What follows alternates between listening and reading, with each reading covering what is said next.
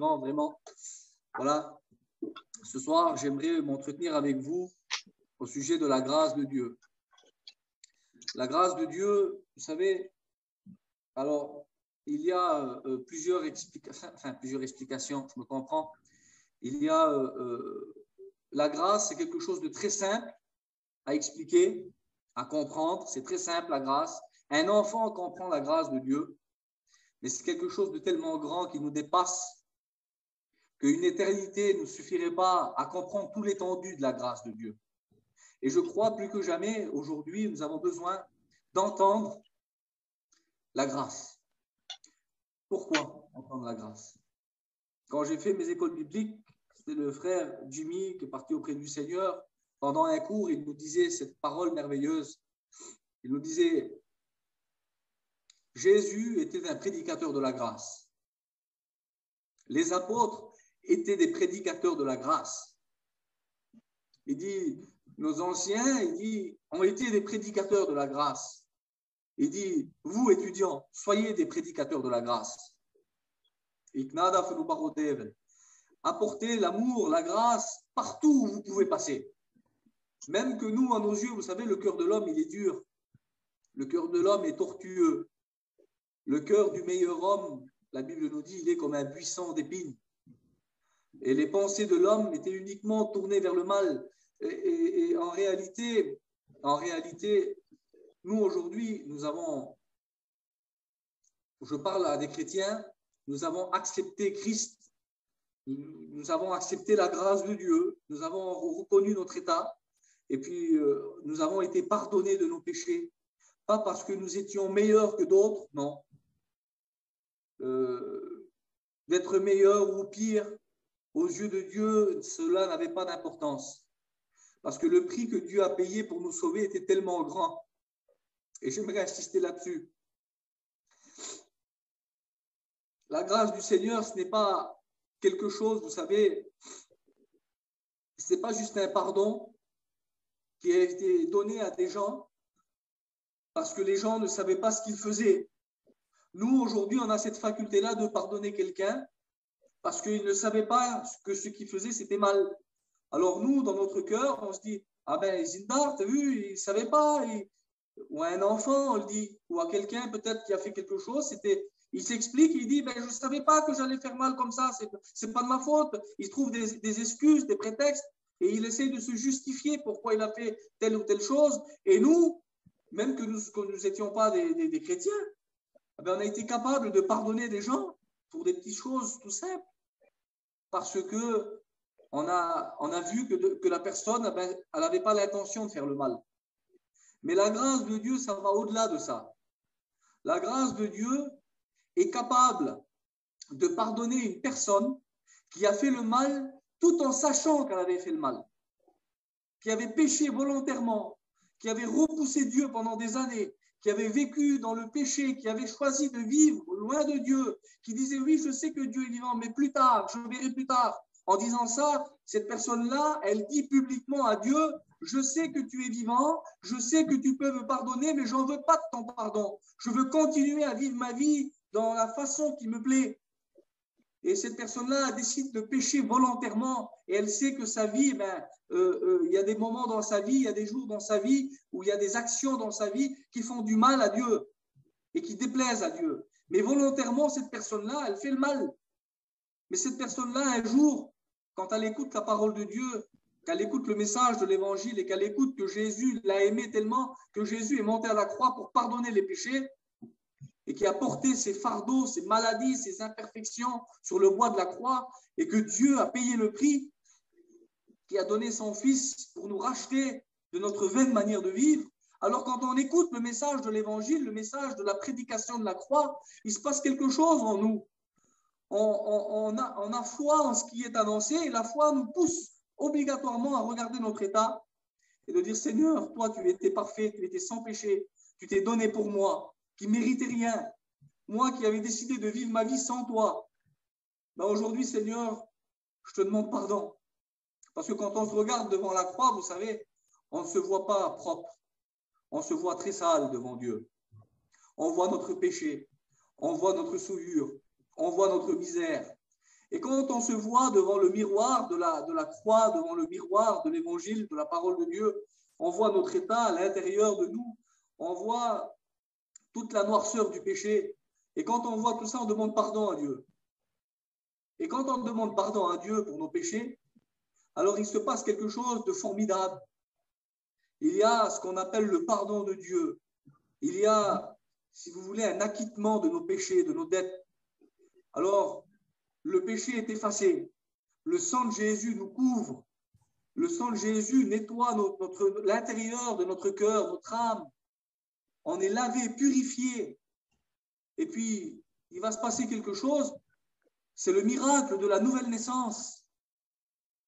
Et on décide de ne plus marcher dans la direction qu'on marchait, mais on prend une autre direction. C'est la conversion. Et il y a la nouvelle naissance qui se produit à ce moment-là.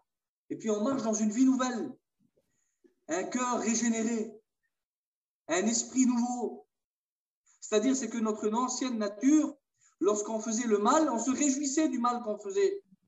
Si moi avant, lorsque, je ne sais pas moi, si j'arnaquais quelqu'un et puis que je lui prenais des sous et que j'arnaquais quelqu'un ou que je volais quelqu'un, je mets un exemple, j'étais capable peut-être d'aller et puis de me glorifier de ça, d'aller en parler à mes amis, à mes proches, à mes intimes. Et j'expliquais, et puis si vous voulez, il y avait une orgueil, il y avait une prétention, et puis j'étais là et j'étalais, si vous voulez, toute ma bêtise.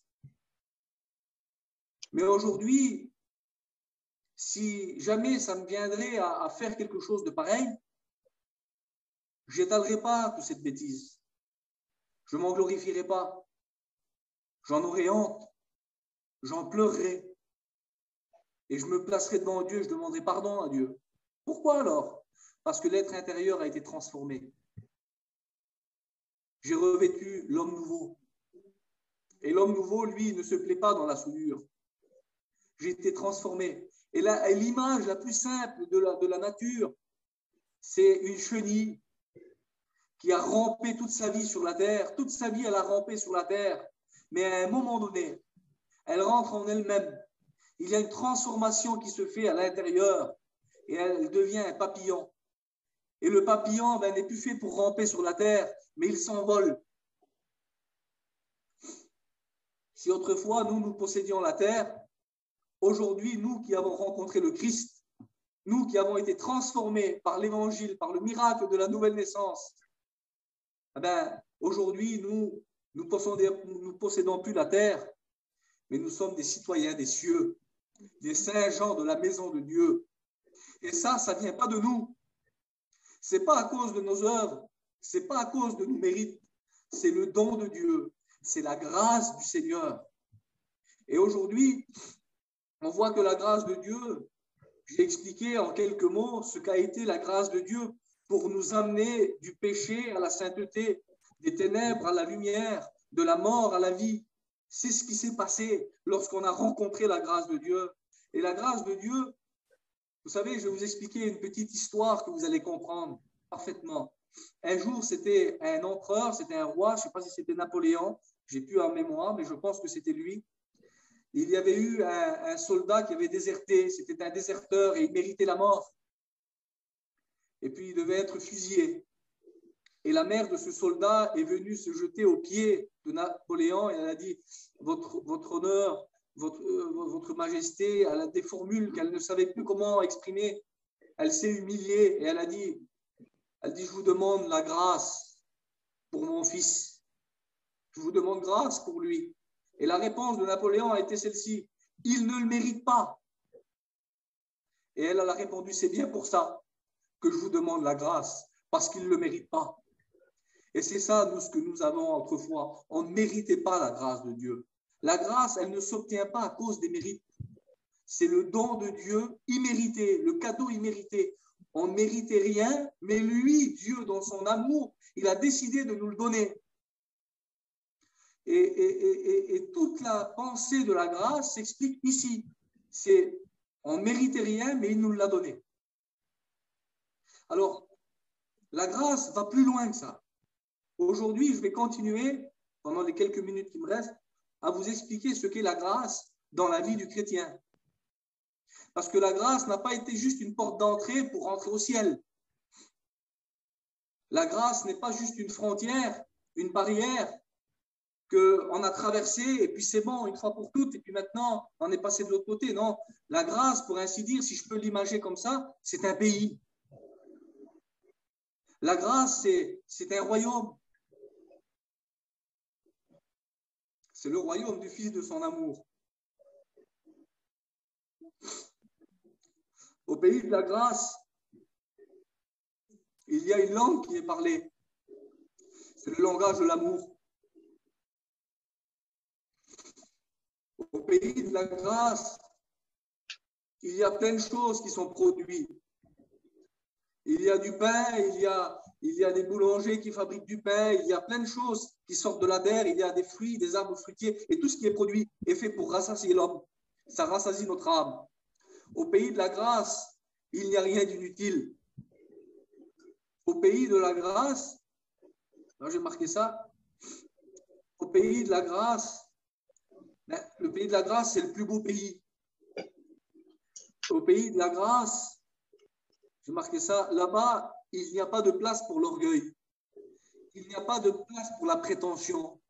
Le moi je, moi je, moi je. Et j'aimerais vous prendre tout un petit exemple. Vous savez, au pays de la grâce, il n'y a pas de place pour l'orgueil, je vous ai dit ça. Il y a des personnes qui se disent, moi, j'ai souffert beaucoup avec peut-être mon compagnon ou ma compagne ou mes enfants. J'ai souffert beaucoup parce qu'ils ne connaissaient pas Dieu. Et j'ai prié, j'ai jeûné, j'ai été en Israël, j'ai été dans les conventions, j'ai fait. Comme si que lorsque nous nous mettions en prière ou dans le jeûne, on était en train de payer Dieu. On était en train de donner à Dieu des choses et que Dieu nous devait quelque chose en retour. J'aimerais vraiment vous rassurer là-dessus. Dieu ne nous doit rien du tout. Il nous a déjà tout donné. Il nous a donné le plus beau cadeau qui a été donné à l'homme. Il nous a donné Jésus-Christ, son Fils, sur le bois de la croix pour pardonner nos péchés. Nous n'avons aucun mérite de rien. Nous n'avons rien fait pour cela.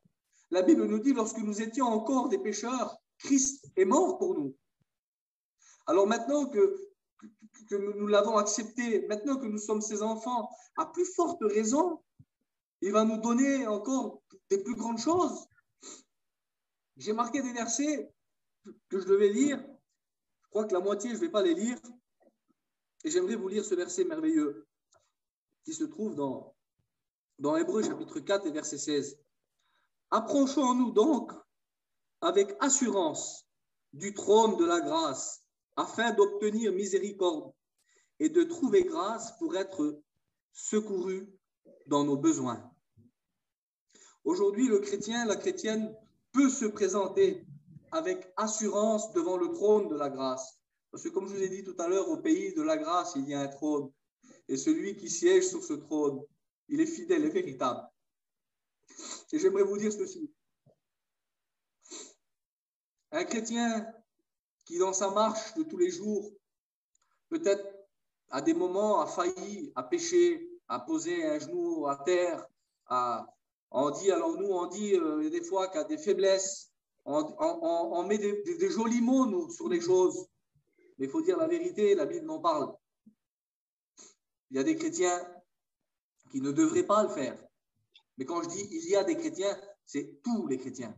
Parce que celui qui dit qu'il est sans péché, il fait de Dieu un menteur. Et nous, aujourd'hui, la différence avec le monde, c'est que nous ne vivons pas dans le péché. Nous ne vivons pas dans une pratique de péché. Nous avons été lavés. Nous avons été sanctifiés. Et aujourd'hui, nous avons une robe blanche. Mais voilà, il arrive des fois que sur notre robe blanche, il y a des fois des petites taches. Parce que nous marchons sur une terre qui a été maudite. Et puis, il y a des jours où le chrétien, dans ses combats et dans ses luttes, et des fois, il a des défaites. Et c'est une réalité. Nous avons des victoires, frères et sœurs. Mais il y a aussi des jours où il y a des défaites, où l'ennemi s'acharne contre nous. La chair a des désirs contraires à ceux de l'esprit. Il y a un combat. C'est un combat. Vous savez, la vie chrétienne, ce n'est pas le monde des bisounours. La vie chrétienne, c'est un champ de bataille. La vie chrétienne, celui qui dit, ben moi je suis chrétien, mais bon, je ne combats pas trop, moi. Ben, excusez-moi, mais sur le champ de bataille, celui qui n'est pas armé, ben, il se fait avoir. Nous avons à lutter contre un ennemi qui est redoutable. Et ça, c'est encore la grâce du Seigneur. Parce que le Seigneur, lui, Jésus, dans son amour, il a vaincu l'ennemi de notre âme, il lui a écrasé la tête à la croix du calvaire, et dans sa grâce, il nous donne aussi le privilège de combattre l'ennemi. Il aurait pu tout simplement nous dire, bon, ben c'est bon, vous ne pouvez pas le combattre, vous n'êtes pas assez fort. Non, il nous a armés, il nous a donné des forces, il vit en nous, nous sommes ses enfants, nous sommes la lumière du monde, nous sommes les ambassadeurs du ciel, nous représentons le ciel sur la terre. Un enfant de Dieu est le temple du Saint-Esprit, l'Église est le temple du Saint-Esprit. Et aujourd'hui, la grâce du Seigneur nous permet de combattre l'ennemi. Seigneur, moi, si je ne connaissais pas Dieu, jamais de ma vie, j'aurais eu la prétention de dire de combattre l'ennemi. Quelle peur! Mais aujourd'hui, je peux le combattre. Parce que la Bible nous dit que je suis plus que vainqueur. Non seulement je peux combattre, mais je suis plus que vainqueur par celui qui m'a aimé. Alors aujourd'hui, je combats et le Christ, il veut me prendre avec lui par sa grâce et m'emmener dans sa victoire. Quelle beauté, Seigneur! Et quand, dans mon combat et dans mes luttes, lorsque je faiblis, lorsqu'il m'arrive peut-être des fois de pécher, alors il y a ce verset qui est merveilleux pour nous. Approchons-nous donc avec assurance du trône de la grâce, afin de trouver grâce et d'être secourus dans nos besoins. J'aimerais vous dire ceci. C'est ma pensée, c'est moi. Un chrétien, enfin quelqu'un qui passe à la croix, qui passe devant la croix pour être pardonné, c'est un pécheur qui vient à la croix pour être pardonné. Il est engagé dans une route nouvelle.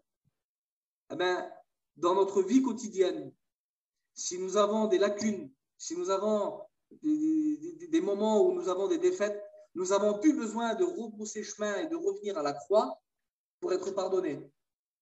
Le chrétien ne doit plus passer par la croix.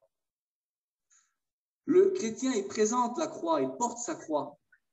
Mais quand le chrétien a un besoin, il doit se présenter devant le trône de la grâce. Et ce n'est pas comme un mendiant qui vient devant un trône, devant un roi, devant un maître et qui est étranger et qui voudrait demander sa clémence ou son pardon. C'est pas, Seigneur, si tu le veux, peut-être que tu peux me pardonner. C'est pas comme ça. La Bible nous dit qu'il nous a fait de nous co-héritiers avec Christ. Il a mis en nous l'esprit de son Fils, qui nous fait pousser par des soupirs et qui nous fait dire « Abba Père ». Nous pouvons appeler Dieu notre Père. Et à cause de cela, quand on se présente devant le trône de la grâce, ce n'est pas quelqu'un, un étranger qui se présente devant le trône. C'est un enfant, c'est un fils. Alors, la Bible nous dit dans 1 Jean chapitre 1, verset 7, « Si nous marchons dans la lumière, symbole de la marche, comme il est lui-même la lumière, nous sommes mutuellement en communion, on est ensemble. On ne s'isole pas, on ne se met pas tout seul, on n'est pas des bizarres. Il y en a comme ça, ils s'isolent, ils se mettent tout seuls. On dit, ah, il est bizarre, lui, elle est bizarre. Non, on est ensemble, on est en communion, gloire au Seigneur. Mais on est ensemble, en communion. La Bible nous dit, si vous marchez dans la lumière comme il est lui-même dans la lumière, nous sommes mutuellement en communion et le sang de Jésus-Christ nous purifie de tout péché. Chrétiens, chrétiennes, qui est-ce qui marche dans la lumière? Ce verset ne s'applique pas à des inconvertis. Ce verset s'applique à des chrétiens. C'est si quelques-uns parmi vous, ce n'est pas parmi ceux du dehors, c'est parmi vous. Si quelques-uns parmi vous ont péché, nous avons un avocat, Jésus-Christ le juste, qui intercède pour nous auprès du Père. Vous savez, dans la grâce du Seigneur, il y a aussi dans le pays de la grâce une loi. Comment, Glenn? Dans le pays de la grâce, il y a aussi, mais c'est la grâce, le Seigneur pardonne, il n'y a pas besoin de loi. Si. Il y a une loi qui est infaillible. Et chaque chrétien doit entendre cela, c'est très important. Même ceux qui ne connaissent pas Dieu, vous devez entendre cela. Paul dit clairement, il ne faut pas faire de la grâce du Seigneur un prétexte pour vivre selon la chair. On ne doit pas prendre la grâce du Seigneur, le pardon de Dieu qui est très grand, et d'en faire un prétexte de dire, ah ben, je peux vivre selon la chair parce que Dieu me pardonnera. Là, excuse-moi, tu n'es plus en train de combattre. Tu as rendu les armes. Tu ne combats plus. Et quand tu ne combats plus, tu es perdu. Mais celui qui combat, celui qui combat à un moment donné dans sa vie, même qu'il pêche, et qui regarde son état et qui dit, Seigneur, il y a ce qu'on appelle une attitude de repentance. Et puis on se repent. Et là on dit, Seigneur, je te demande pardon. Et quand on se repent, vous savez la repentance. Sans la repentance, personne ne peut être pardonné. Dieu ne peut pas pardonner les gens qui ne se repentent pas. C'est terrible ça. Un homme a dit ça un jour. Les gens n'iront pas en enfer à cause de leurs péchés. C'est terrible ça. Comment? Qu'est-ce que tu dis? Les gens n'iront pas en enfer à cause du péché? Non. Les gens iront en enfer parce qu'ils n'auront pas demandé pardon pour leurs péchés. Et ça fait toute la différence. Aujourd'hui, à l'heure que je vous parle, la porte de la grâce est grande ouverte. Il y a un plein pardon qui attend tous ceux qui s'approchent de Dieu et qui viennent et qui se repentent. Mais tous ne sont pas sauvés. Pourquoi alors? Parce que tous ne viennent pas à Dieu pour être pardonnés. Il y a un exemple tout simple, une petite histoire qu'on rigole des fois en l'entendant. C'était un homme qui parlait de Dieu à son coiffeur. Et le coiffeur disait, mais Dieu n'existe pas, parce que si Dieu existe, comment ça se fait qu'il y a autant de mal sur terre? Et puis, le chrétien, ne savant pas quoi dire, il est ressorti du salon de coiffure et puis il a croisé quelqu'un dans la rue avec beaucoup de cheveux. Et puis, il a appelé le coiffeur et puis il a dit, mais monsieur, comment ça se fait que ce monsieur-là a beaucoup de cheveux comme ça sur la tête et puis que c'est pas propre, c'est pas... Comment ça se fait? Comment ça se fait que vous n'intervenez pas? Comment ça se fait que vous ne faites rien? Le coiffeur a dit, mais s'il ne vient pas chez moi dans mon salon de coiffure, je ne peux pas lui couper les cheveux, je ne peux pas courir derrière lui couper les cheveux. Il dit, c'est justement ça, monsieur. Pour Dieu, c'est pareil. Il ne peut pas pardonner quelqu'un qui ne vient pas à lui. Alors aujourd'hui, j'aimerais vraiment terminer là-dessus, sur le pardon de Dieu, sur la grâce du Seigneur dans la vie chrétienne. La grâce du Seigneur est vraiment merveilleuse parce que les pécheurs trouvent la grâce du Seigneur et ils deviennent des chrétiens. Le chrétien, dans sa vie de tous les jours, la grâce du Seigneur l'accompagne. Et puis, c'était David qui disait ça. Oui, le bonheur et la grâce m'accompagneront tous les jours de ma vie. Quelle beauté, Seigneur. La grâce du Seigneur nous accompagne. Vous savez, il y a un verset qui dit, si nous confessons nos péchés, il est fidèle et juste pour nous les pardonner. Et moi, quand j'ai lu ce verset, je me disais, Seigneur, moi j'aurais mis, si nous confessons nos péchés, il est amour pour nous pardonner. Parce que je me disais, c'est son amour qui nous pardonne. Son amour, c'est grave ce que je suis en train de vous dire. Son amour l'a poussé à donner son Fils pour nous à la croix. Et Jésus a payé déjà pour nous. Et nous avons le pardon des péchés en Jésus-Christ. Mais aujourd'hui, Dieu nous pardonne plus à cause de son amour. Comment ça, Glenn? Seigneur, qu'est-ce que tu me dis? Dieu ne me pardonne pas à cause de son amour? La Bible nous dit, il est fidèle et juste pour nous pardonner. C'est sa fidélité qui nous pardonne, sa justice qui nous pardonne. Comment ça? Mais la justice de Dieu qui se lève contre les hommes et contre toute impiété devrait nous jeter loin de lui. Mais Jésus a versé son sang. Jésus a payé une fois pour toutes pour le péché. Donc, si nous venons à lui et que nous nous repentons devant Dieu avec une attitude de repentance, la justice de Dieu est obligée d'intervenir. Dieu est juste. Et c'est à cause qu'il est juste qu'il ne peut pas te reprocher un péché qui a déjà été payé à la croix du Calvaire il y a 2000 ans, il serait injuste. Tu n'as plus besoin de refaire des sacrifices. Tu n'as plus besoin de faire des œuvres. Des personnes s'imaginent qu'à force de leur œuvre, ils seront pardonnés. Ce n'est pas comme ça que ça marche. Nous n'avons rien à faire des œuvres. Nous n'avons rien à présenter pour être pardonnés. La seule chose, c'est de reconnaître notre état et de dire, Seigneur, je te demande pardon. Et le pardon, il est déjà acquis il y a 2000 ans à la croix du Calvaire. Le sang de Jésus qui a coulé il y a 2000 ans, il est encore efficace aujourd'hui pour pardonner nos péchés. Et j'espère, avec l'aide du Saint-Esprit, que vous avez compris parfaitement ce qu'est la grâce du Seigneur. Dans la grâce du Seigneur, Dieu nous pardonne, plus à cause de son amour, pas que, on va dire, mais parce qu'il est fidèle et parce qu'il est juste. Et il y a récemment un frère, et je parlais de ça, il m'a téléphoné et puis il disait, Glenn, il a dit, j'ai laissé la main de Dieu. Il y a quelque temps de ça, j'ai laissé Dieu.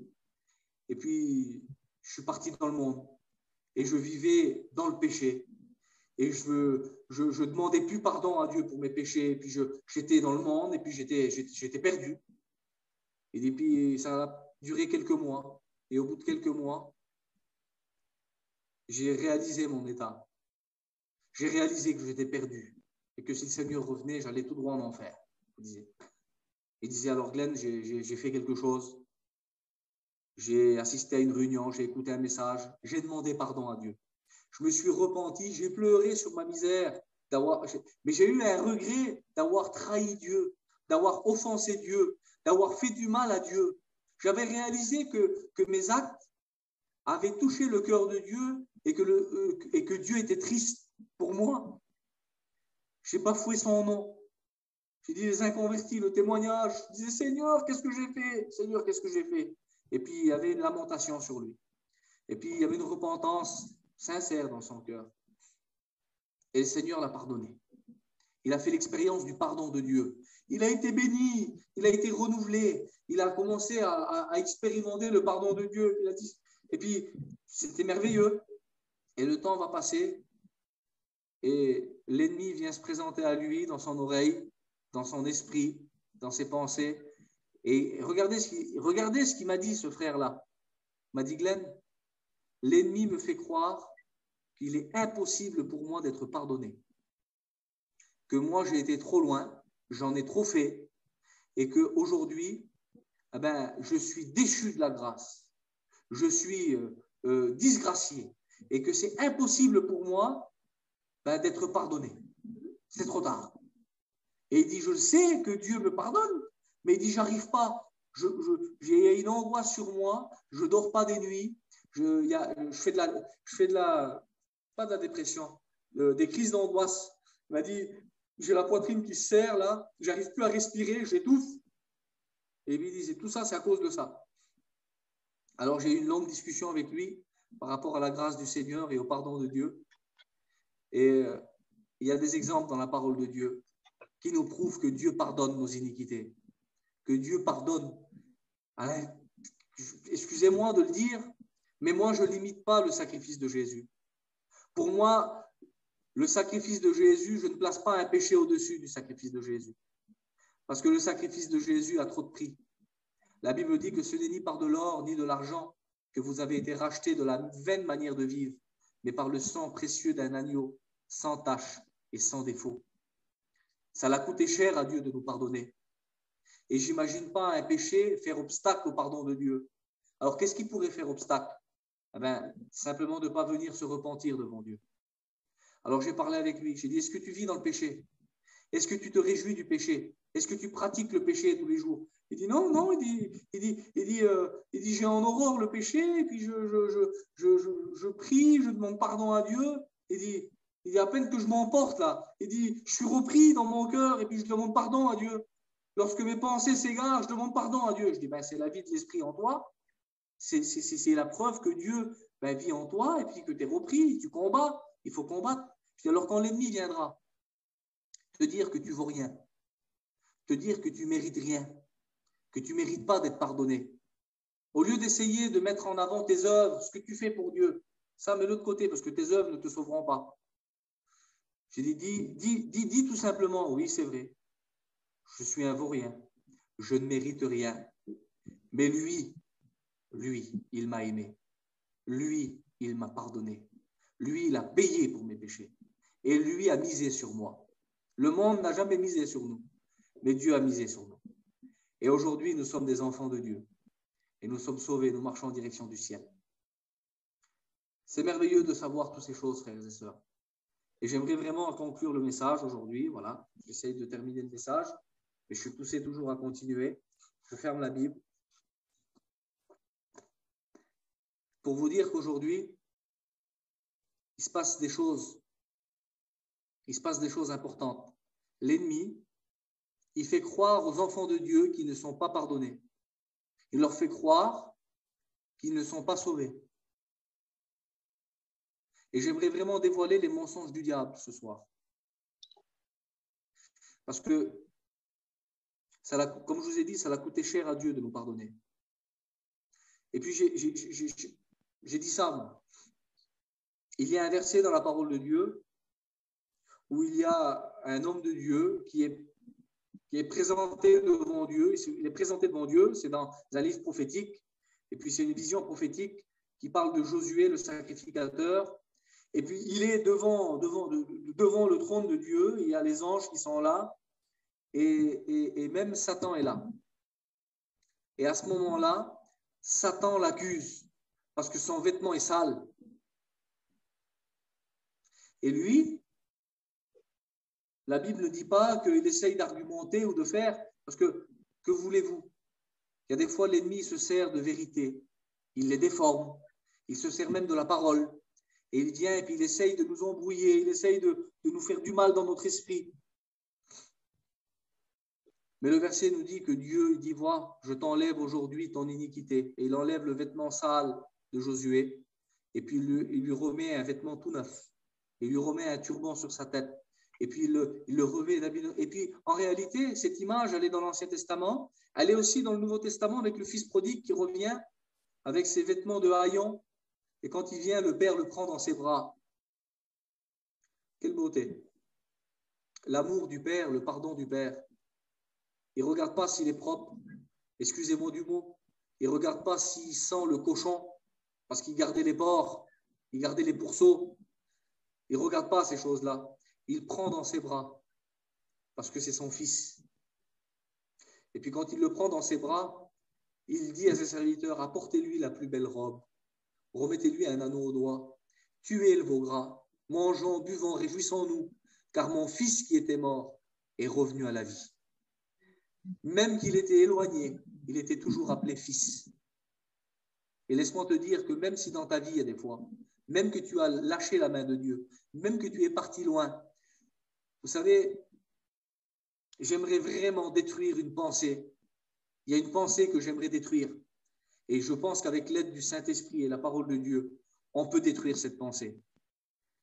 Il y a dans la maison du Père un autre frère. Il y a le frère du fils prodigue dans la maison du Père. Lui, lorsqu'il revient du travail, encore ses œuvres, il revient du travail. Et quand il revient, il regarde, il écoute la fête, les réjouissances. Et il demande, et il dit, mais qu'est-ce qui se passe? Mais il dit, ton frère est revenu et ton père a tué le veau gras. Et lui, au lieu d'être réjoui, au lieu d'être content que son frère est revenu, lui, il est en colère. Lui, il vient, il se plaint auprès de son père. Il va dire, mais moi, il dit, j'ai toujours été là. Tu m'as jamais rien donné pour que je puisse me réjouir avec mes amis. Et ton fils, qui a mangé tout ton bien en vivant dans la débauche, pour lui, tu tues le veau gras. Il ne comprenait pas l'importance. Il ne connaissait pas le cœur de son père. Il était dans la maison, lui. Il n'était jamais parti, lui. Hein. Mais lui, il ne connaissait pas ses droits. Il ne connaissait pas. Il ne savait pas que tout ce qui était au Père était à lui. Il ne savait pas qu'il s'est privé pendant tant d'années. Il aurait pu se réjouir, il n'avait pas de réjouissance. Chrétiens, chrétiennes, vous pouvez vous réjouir dans la présence de Dieu. Vous devez vous réjouir que votre nom est inscrit dans le livre de vie. Vous devez vous réjouir que vous faites partie de la maison de Dieu. Vous devez vous réjouir que vous êtes l'Église du Seigneur. Vous devez vous réjouir de ces choses. L'ennemi veut prendre votre réjouissance, votre joie. C'est un voleur. Mais au nom du Seigneur, je veux détruire cette pensée que lorsque quelqu'un qui a péché, quelqu'un qui s'est éloigné et qui veut revenir à Dieu, il est tout de suite jugé par la plupart, je le dis, c'est comme ça, la plupart des chrétiens, lorsqu'ils voient un rétrograde revenir, ah oui, lui, de toute façon, tu as vu sur lui, tu as vu tout ce qu'il a fait, tu as vu, il a fait ci, il a fait là, il a fait ça, il a fait ça. On est en train d'énumérer tout son péché. On fait comme le frère du fils prodigue. Au nom du Seigneur, je vous ai dit tout à l'heure que dans le pays de la grâce, la langue parlée, c'est le langage de l'amour. L'amour, c'est pas juste j'aime le Seigneur. Aimer le Seigneur, c'est aimer son prochain, c'est aimer son frère. On vous reconnaîtra à ceci, que vous avez de l'amour les uns envers les autres. Jésus a lavé les pieds des disciples et nous a montré l'exemple. C'est pour vous dire que lorsqu'un frère ou une sœur qui a péché, qui a désobéi, que ses pieds sont sales, au lieu de dire oui, mais il a fait ça, lui, il a fait ça, il a fait ça, il a fait ça, il a fait ça, prends un linge, prends l'eau, lave-lui les pieds. Fais comme le Seigneur veut que tu fasses. Prends le linge, lave-lui les pieds, aide-le. Aide-le à revenir. Aide-le à rester dans la maison de Dieu. Qu'il se sente bien au milieu de ses frères et sœurs.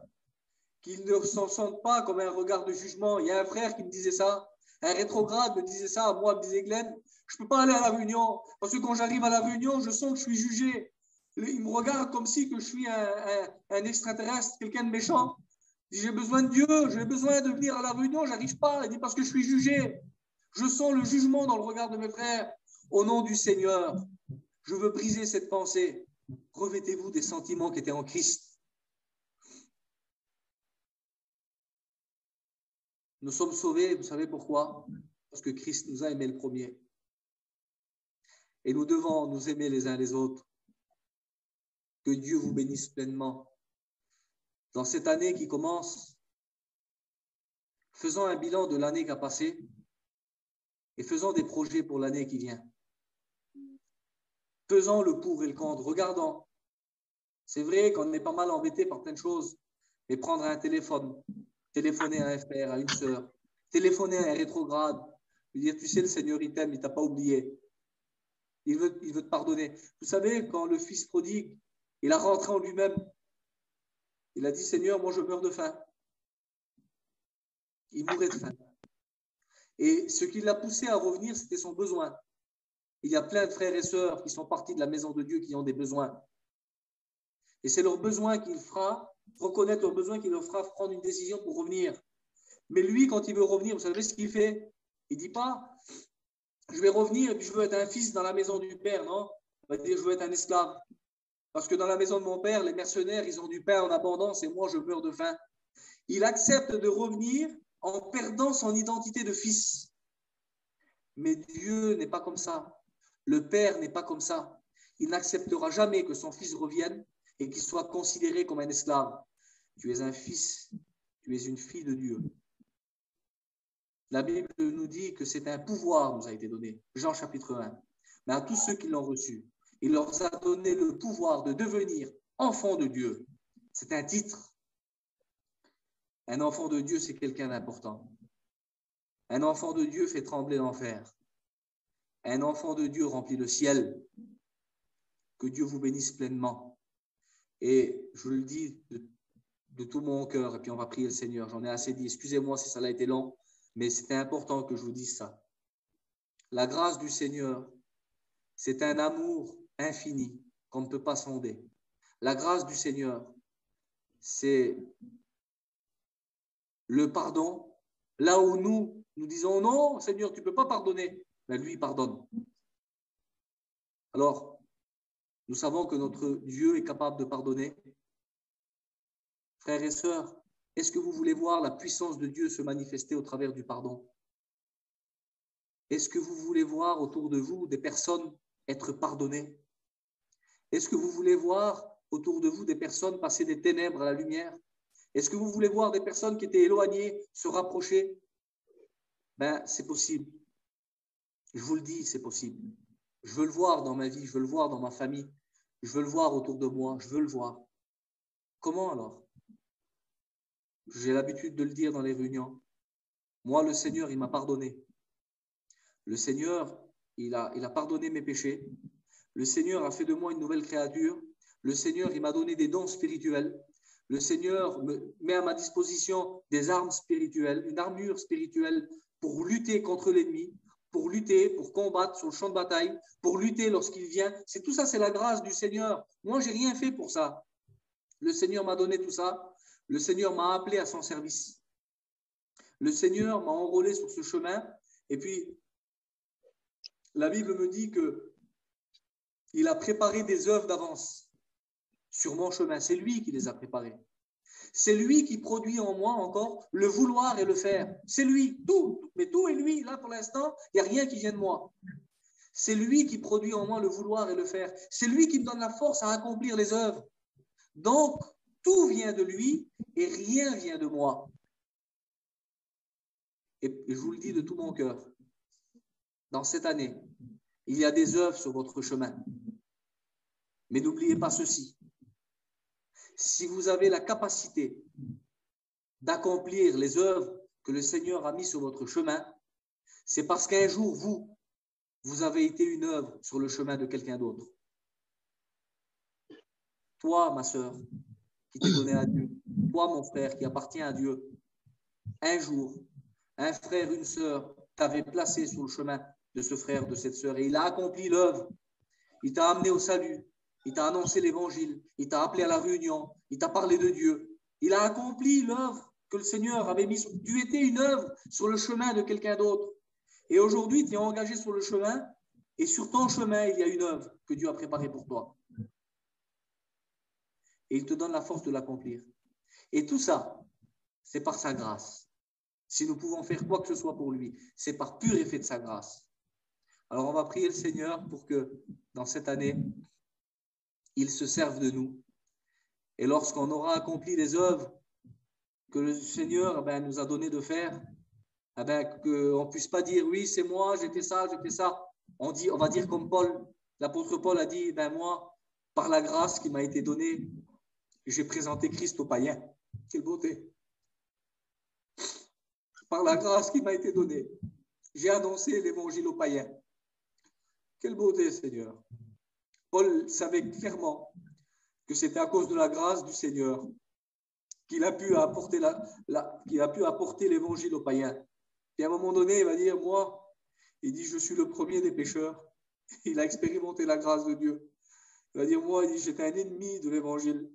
Il dit, j'ai assisté au meurtre d'Étienne. J'ai tenu les vêtements de ceux qui l'ont lapidé. Il avait approuvé ces choses. Et puis, il réalise que lui, c'était le plus grand des pécheurs. Mais il réalise que la grâce du Seigneur l'a pardonné au-delà de tout ce qu'il aurait pu imaginer. Et par la grâce du Seigneur, il a été fait ambassadeur de Christ. Et il a présenté l'évangile aux païens. Que Dieu soit béni. Nous pouvons, nous aussi, présenter l'évangile autour de nous. Que notre vie présente l'évangile autour de nous. Que Dieu soit béni. Merci de votre écoute. Et nous allons prier le Seigneur ensemble. Priez avec moi, s'il vous plaît. Seigneur, mon âme te loue pour la grâce que tu m'as donnée encore dans cette soirée d'annoncer l'évangile. Seigneur, merci parce que la grâce du Seigneur, c'est une source de salut pour tous les hommes. Tu as voulu sauver l'humanité entière, Seigneur. Le grand désir de Dieu, c'est que tous les hommes soient sauvés. Et la grâce, Seigneur, n'est pas juste quelques gouttes d'eau. La grâce, c'est une source qui jaillit. C'est une source de salut pour tous les hommes. Et nous avons été au bénéfice de cette source qui a désaltéré nos cœurs. Et dans cette soirée, je veux, comme la femme samaritaine au bord du puits, je veux, aux paroles de Jésus, y prêter foi, de dire, moi, je veux être désaltéré. Seigneur, donne-moi à boire de cette eau. Je veux plus avoir soif. Et je veux être une source. Non seulement je veux plus avoir soif, mais je veux aussi désaltérer les autres. Alors, Seigneur, bénis mes frères et sœurs qui ont écouté ce message. Bénis ceux qui ne te connaissent pas et qui ont compris ce soir que tu les aimes au-delà de tout. Bénis, Seigneur Jésus, chaque frère et sœur, celui qui est troublé dans son esprit, celui qui est troublé, qui peut-être en ce moment croit les mensonges du diable. Au nom de Jésus, je veux briser, Seigneur, tout ce que le diable a essayé de construire, tout ce que le diable a essayé de semer dans le cœur de mes frères et sœurs. Seigneur, nous voulons nous revêtir des armures spirituelles pour lutter contre l'ennemi. Nous voulons revêtir le casque du salut, ce salut si précieux, protégé par ta parole. Merci, Seigneur. Merci, Seigneur, pour tout ce que tu fais. Merci pour le pardon de Dieu. Merci pour la grâce du Seigneur. Merci pour le sacrifice de Jésus. Merci pour ton œuvre. Seigneur, je te demande pardon, Baroudével, toutes les fois, Seigneur, où j'ai jugé un frère, une sœur, ou quelqu'un, Seigneur, qui voulait revenir dans la maison de Dieu. Que mes pensées soient comme les tiennes, que ma vision soit comme la tienne. Je veux, Seigneur Jésus, accomplir ton œuvre. Je veux, Seigneur, accomplir les œuvres que tu as mises sur mon chemin. À toi toute la gloire, Seigneur Jésus-Christ. Amen. Amen. Amen. Amen. Alléluia. Gloire à Dieu. Alléluia. Alléluia. Merci pour la parole.